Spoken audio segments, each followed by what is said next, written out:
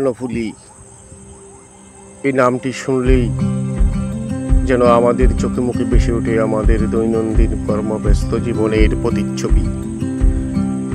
এই নদীর জোয়ার বাটাকে কেন্দ্র করে উভয় পারের মানুষের যেন ঘরে উঠেছে জীবনের গতিপথ,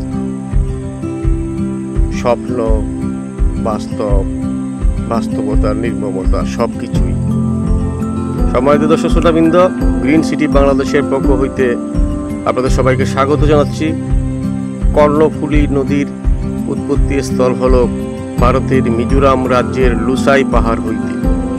এই নদীটি লুসাই পাহাড় থেকে উৎপন্ন হয়ে দক্ষিণ পশ্চিম দিকে প্রবাহিত হয়ে বাংলাদেশে প্রবেশ করেছে এবং অবশেষে চট্টগ্রামের পতেঙ্গার কাছে বঙ্গোপসাগরে এসে মিশে গেছে।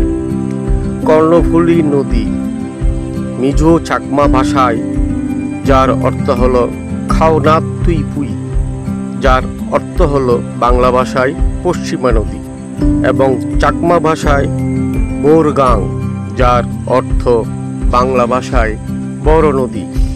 চট্টগ্রামের এবং পার্বত্য চট্টগ্রামের সর্ববৃহৎ এবং সবচেয়ে বড় নদী হলো আমাদের এই কর্ণফুলী নদী।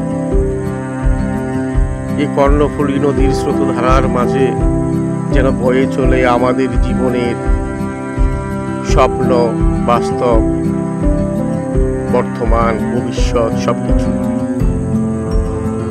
এই নদী দক্ষিণ পারে দক্ষিণ চট্টগ্রামে গড়ে উঠেছে বিভিন্ন শিল্প কলকারখানা।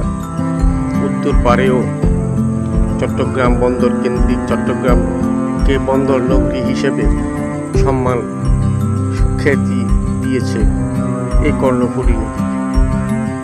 এই কর্ণফুলী নদীর কারণে চট্টগ্রামে স্থাপিত হয়েছে চট্টগ্রাম বন্দর,